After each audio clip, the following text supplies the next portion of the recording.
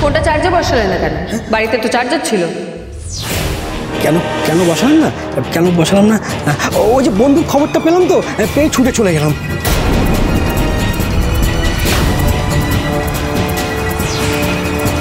Objection your honour, এই ফোনে charge দেওয়া না দেওয়া এসবের সাথে এই মামলার কি কানেকশন? ঘটনাক্রমটা সাজাচ্ছি পিপি সাহেব, সময় মিলিয়ে মিলিয়ে। সময় সত্যি মিথ্যের সব থেকে বড় সাক্ষী। Objection overruled. সমর, একটু আগে তুমি বললে তুমি তোমার বন্ধুর অসুস্থতার খবর পেয়ে বাড়ি গিয়েছো। হ্যাঁ সেটাই তো। তারপরেই বললে বন্ধুর অসুস্থতার খবর পেয়ে তুমি বাড়ি থেকে বেরিয়েছো। হ্যাঁ ওটা তো স্লিপ অফ টাং। এই স্লিপ অফ দ্য টাং যেন আরেকবার না হয়। যাই হোক, তোমার বন্ধুকে নিয়ে তুমি নতুন পাড়ার কাছে হাসপাতালে অ্যাডমিট করেছিলে? হ্যাঁ। তোমার বন্ধুর নাম কি? আমার বন্ধুর নাম?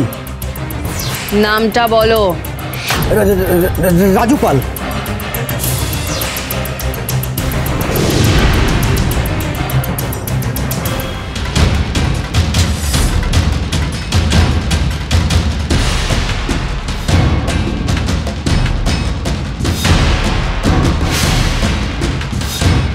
এটা নতুন পাড়ার কাছের হাসপাতালের পেশেন্ট অ্যাডমিশন কপি আর ভিজিটার্সদের লিস্ট। এখানে রাজু পাল নামের কোনো পেশেন্টের নাম গত এক সপ্তাহে কেন, গত এক মাসের মধ্যে। আর ভিজিটার্স লিস্টের মধ্যে সমর দত্তেরও কোনো নাম নেই।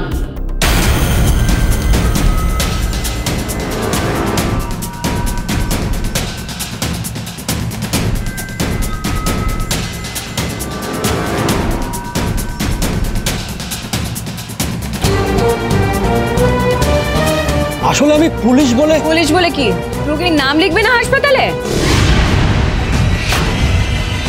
তা রাজু পাল কি এখনো হাসপাতালে আছে? তুমি কালকে তোমার এক কলিগকে বলে গেছো যে তুমি নাকি তোমার বন্ধুকে হাসপাতালে দেখতে যাচ্ছ। না, এখন ছেড়ে দিয়েছে। যে রোগী হাসপাতালে ভর্তি হয়নি তাকে নাকি আবার ছেড়ে দিয়েছে। এই রাজু পালের বাড়ি কোথায়?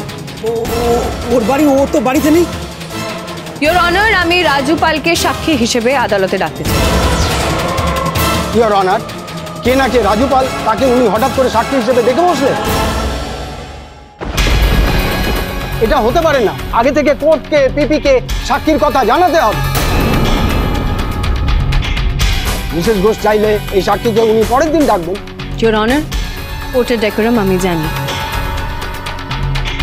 কিন্তু এই সাক্ষীকে আচমকা না ডাকলে, পুলিশ গিয়ে সারপ্রাইজ ভিজিট দিয়ে নিয়ে না আসলে, শহরের বন্ধু তার কথা শুনে কোথায় পগার পার হয়ে যেত তার টিকিটও আর ধরতে পারতাম না। তাই আমি আদালতের কাছে অনুমতি চাইছি, শহরের বন্ধু রাজু পালকে কোর্টে ডাকার অনুমতি দেওয়া হোক, please. I object your honour, এভাবে কোর্ট চলতে পারে না। এক মিনিট পিপি সাহেব, আমার আদালতে আমি সাক্ষীকে ডাকার অনুমতি দেব কি দেব না সেটা আমার সিদ্ধান্ত। কোর্ট কিভাবে চলবে সেটা আপনি আমাকে শেখাতে আসবেন না।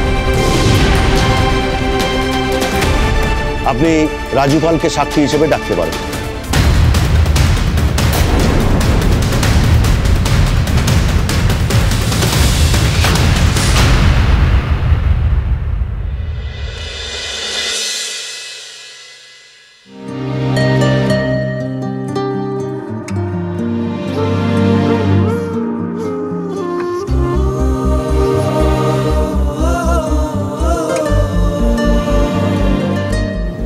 যাক,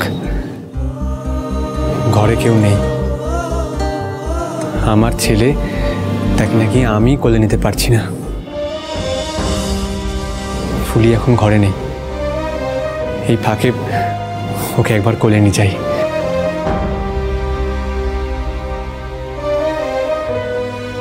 কিরে, কি করছিস? ঘুমাচ্ছিস? কিন্তু তুই তো আমাকে চিনলি না, তাই না? আমি তোর বাবা।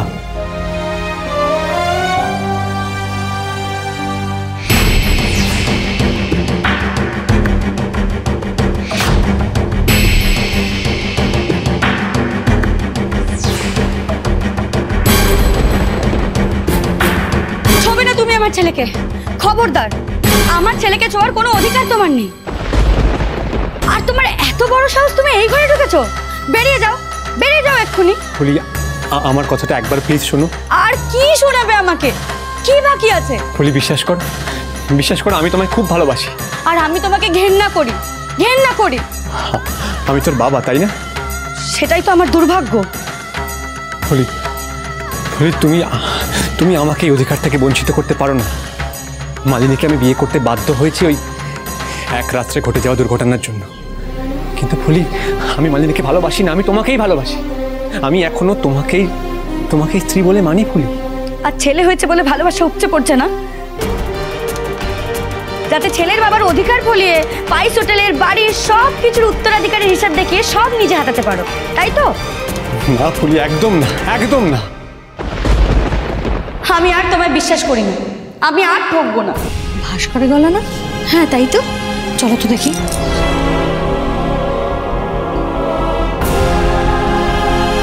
কি ব্যাপার ভাস্কর, তুমি এখানে কি করছো ফুলির ঘরে? হ্যাঁ ফুলি, তুই ওকে এই ঘরে আসতে দিয়েছিস কেন?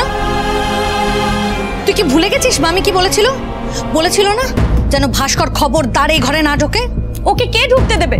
আমি ঘরে ছিলাম না, তার সুযোগ নিয়ে চোরের মতন ঢুকেছে। ও সেজবতী, তুমি এরকম কেন করছো বলো তো? তুমি এরকম কেন করছো? বৌমনি, তুমি কিছু বলো না একবার। ও তো আমার ছেলে, আমার ছেলেটা কোনোদিন জানতেও পারবে না যে আমি ওর কে হই। আমি যে ওর বাবা সেইটাও কোনোদিন বুঝতেই পারবে না। না, বুঝবে না।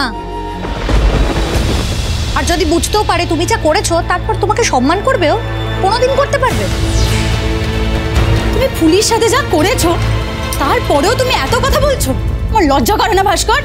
শোনো ভাস্কর, তুমি এই ঘরে আর কোনোদিন ঢুকবে না। ফুলি, ও যদি এই ঘরে ঢোকে তুই আমাদের ডাকবি। মামি নেই বলে তুমি ভেবো না সেটা সুযোগ নেবে তুমি। এই বাড়িতে আমরা এখনো আছি, মেজ বৌদি আছে, তুমি সেটা ভুলে যেও না। আর কি বলে অপমান করলে তুমি বিদায় হবে বলো তো? যাও না এখান থেকে।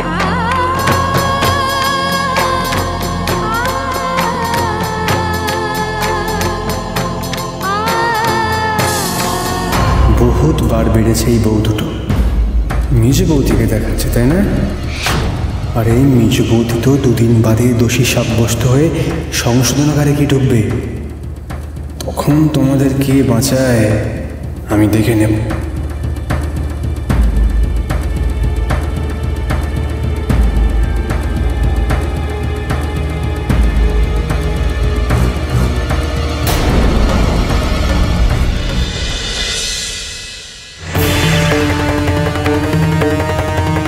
আপনার বাড়ি কোথায়? সমরের বাড়ির পাশে। ওটা তো আপনার ভাড়া বাড়ি। আপনার আসল বাড়ি বনগাঁতে, যেখান থেকে আপনাকে পুলিশে নিয়ে এসেছে।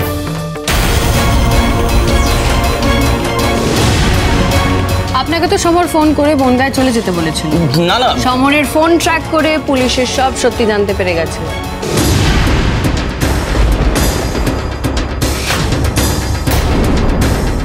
এখন মিথ্যে কথা বলে খুব একটা সুবিধা কিছু করতে পারবেন না, উল্টে ফেঁসেই যাবেন। আপনি তো অসুস্থ হননি? হ্যাঁ না মানে সমর আপনাকে কত টাকা দিয়েছিল প্রয়োজনে ওর হয়ে মিথ্যে কথা বলার জন্য? টাকা কই না তো।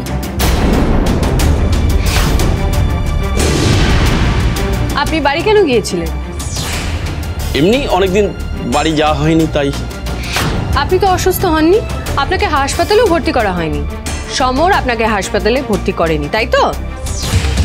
না না, ওই যেদিন হারাধন সরকার অ্যারেস্ট হলেন তার আগের দিনেই। হারাধন সরকার অ্যারেস্ট হয়েছে আপনাকে কে বললো? ওই যে নিউজে দেখেছিলাম। কোন নিউজ? কোনো নিউজে তো দেখানো হয়নি। তাহলে আমি শুনেছিলাম, সমর আপনাকে বলেছিল এই কথাগুলো বলে দিতে, কিন্তু হাসপাতালের কাগজ তো অন্য কথা বলছে। হাসপাতালের কাগজ বলছে আপনি দিব্যি সুস্থ আছেন, আপনি কোনো হাসপাতালে ভর্তি হননি। তারপরেও কি আপনি আদালতে দাঁড়িয়ে দাঁড়িয়ে এরকম মিথ্যে কথা বলবেন?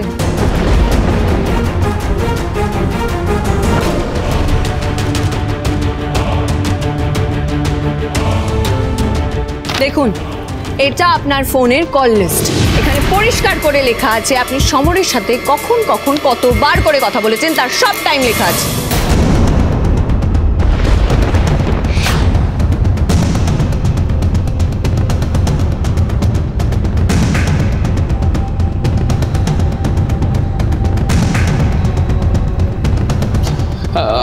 আমাকে মাফ করে দিন।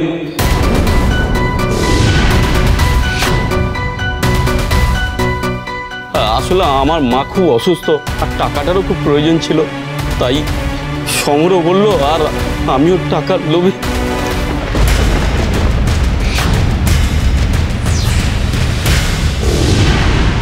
আপনার মা যদি জানতে পারেন যে আপনি অন্যায়ভাবে টাকা নিয়ে ওনার চিকিৎসা করাচ্ছেন, উনি কি ভালো থাকবেন? আপনি কি জানেন আপনি সমরের সাথে যুক্ত হয়ে একটা অপরাধে সাহায্য করেছেন?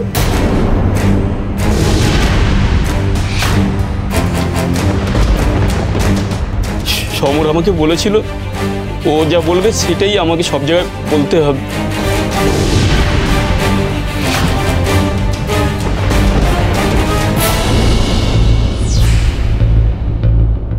আর আমাকে এটাও বলেছিল যে ও আপনার বাড়িতে গিয়ে 20 লক্ষ টাকা রেখে এসেছে, ও আপনাকে ফাঁসাতে চায়। মিথ্যা কথা বলছে।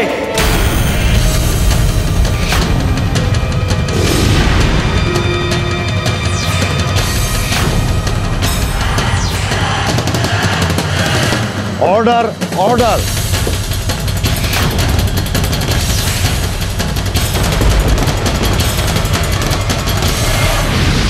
আচ্ছা, যখন ঐশানী ঘোষ সৃজা রায়কে গুলি করেন। অবজেকশন ইওর অনার, সাক্ষীকে প্রভোক করা হচ্ছে।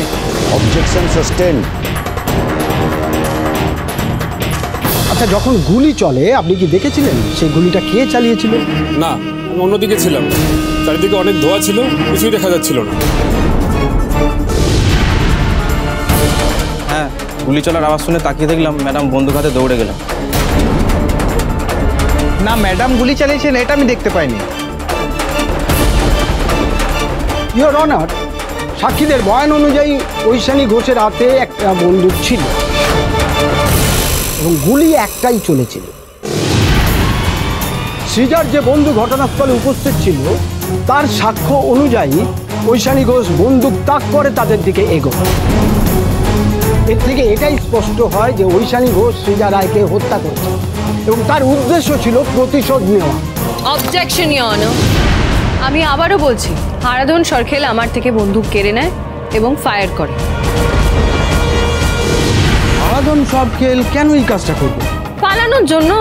তার কারণ ওর বাড়ি থেকে আমি মেয়েদেরকে উদ্ধার করে নিয়েছি। মেয়েরা সাক্ষ্য দিয়ে গেছে মিসেস ঘোষ যে আপনি ওদেরকে উদ্ধার করেননি, ওদেরকে ওখান থেকে তুলে এনেছেন। ওরা ওখানে গেছিল কাজের খোঁজে। হারাধন সরখেল একজন সজ্জন ব্যক্তি, সে ওদেরকে সাহায্য করছিল। ইওর অনার, আমি আবার মেয়েদেরকে সাক্ষী হিসেবে ডাকার অনুমতি চাইছি। অবজেকশন ইওর অনার, মেয়েরা তো একবার সাক্ষী এখানে দিয়ে গেছে, আর তো নতুন করে কোনো কিছু তথ্য ওদের কাছ থেকে পাওয়ার নেই, তাহলে ওদেরকে আবার ডাকা হচ্ছে কেন? আমি মেয়েদের সাক্ষী হিসেবে ডাকার অনুমতি দিলাম।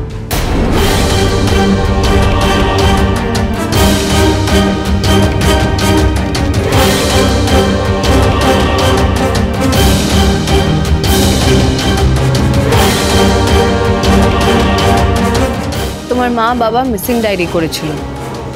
আমি কি করে জানবো? তোমাকে হারাধন সরখেলের বাড়িতে তুলে নিয়ে যাওয়া হয়েছিল।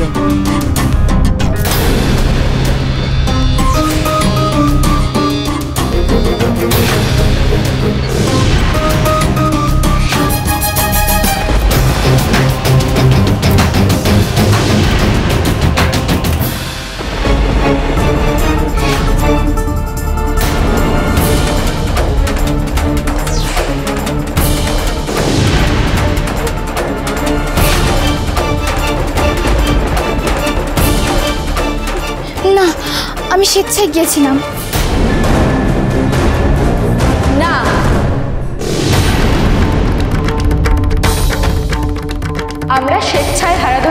বাড়ি যায়নি।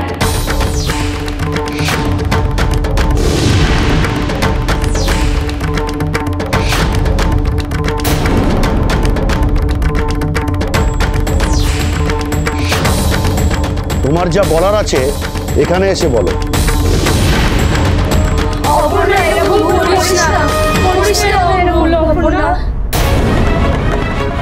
আজকে আমি কোনো ভুল করছি না, আমি ঠিকটাই করছি। তোরা কি ভেবেছিস আমরা মিথ্যে কথা বললে হারাধন সরকার আমাদের ছেড়ে দেবে? না, আমরা এমনিও মরবো অমনিও মরব।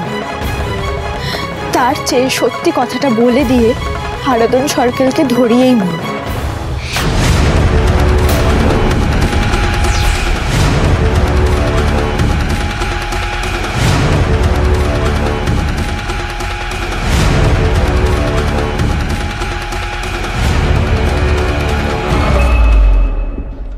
হুজুর, আমরা আগের দিন ভয় পেয়ে মিথ্যে কথা বলেছিলাম।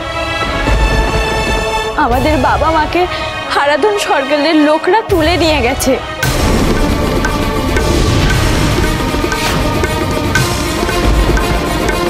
হারাধন সরকার একটা আস্ত শয়তান। হারাধন সরকারই তো আমাদের তুলে নিয়ে গেছিল।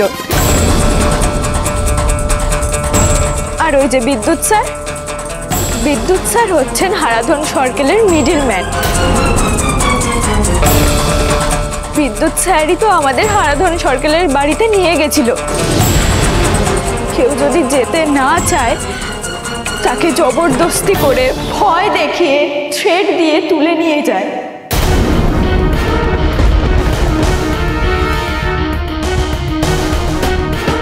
আমরা সত্যি কথা বললে আমাদের বাবা মাদের মেরে ফেলবে বলেছে হারাধন সরকার।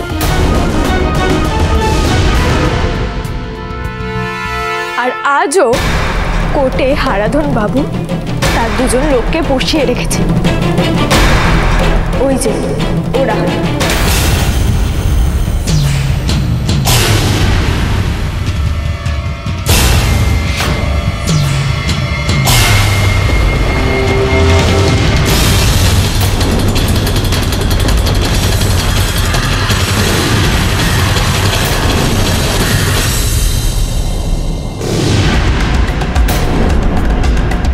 আমার কোর্টে আমি এই রকম বরদাস্ত করব না। ইমিডিয়েটলি এদের কাস্টাডিতে নেওয়া হোক।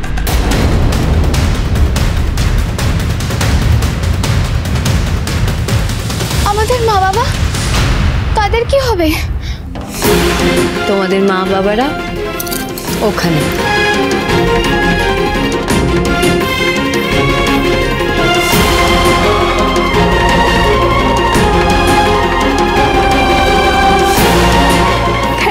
Madam, thank you.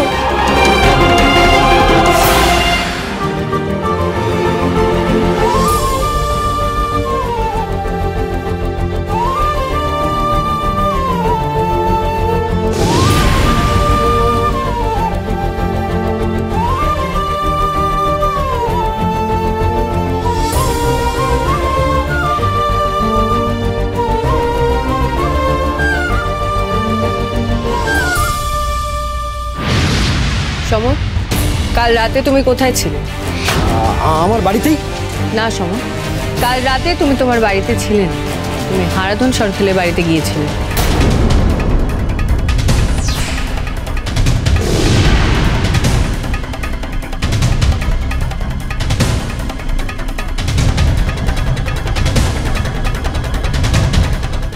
ছবিগুলো দেখো তো।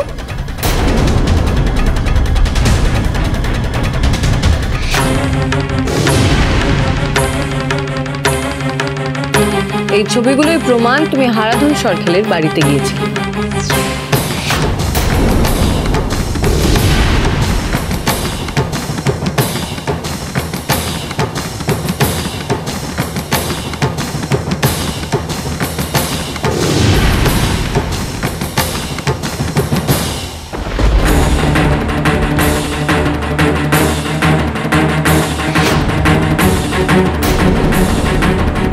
কেন গিয়েছিলে?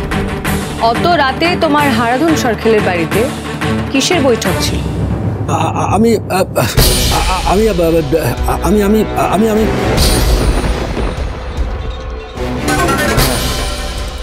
আমি হারাধন সরকারের কাছে মেয়েদেরকে পাঠাতাম।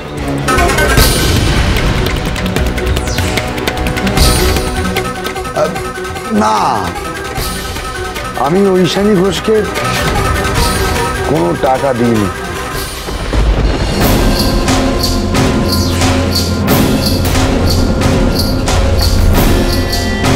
ইওর অনার, সমর, অলোক রায় এরা সবাই হারাধন সরকেলের সাথে যুক্ত। সমরের সাক্ষ্য এটা প্রমাণ করে দিয়েছে যে অলোক রায়ের সাথে পরিকল্পনা করে আমার বাড়িতে টাকাটা প্লান্ট করা হয়েছিল। আর এই সমস্ত চক্রান্তের মাথা, তার নাম হারাধন সরকেল। আমি আগেও বলেছি, হারাধন সরকেল আমার থেকে বন্দুক কেড়ে আমাকে গুলি করার চেষ্টা করেছিল। লক্ষ্যভ্রষ্ট হয়ে সেই গুলি সৃজার গায়ে গিয়ে লাগে। আর এই সমস্ত ঘটনার প্রধান সাক্ষী হারাধন সরকেল। তাই আগামী শুনানির সময় হারাধন সরকেলকে কোর্টে আসার এবং তাকে সওয়াল করার অনুমতি চাইছি। Objection, your honour. Objection overruled.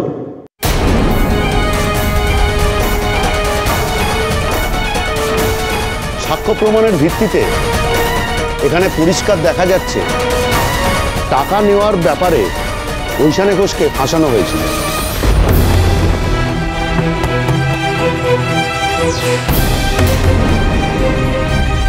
এবং এখানে মেয়েরা দাঁড়িয়ে বলে গেল যে হারাধন সরকেল তাদেরকে তুলে নিয়ে গেছিল। তাই আপনার অবজেকশন জানানোর কোনো কারণ আছে কি?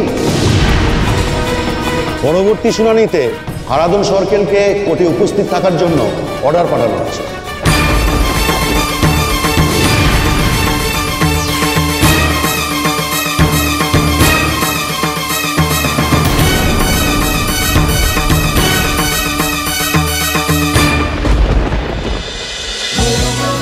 হরগৌরী পাইস হোটেল, সোম থেকে রবি প্রতিদিন রাত 10টায় স্টার জলসায় ও ডিজনি প্লাস হটস্টারে।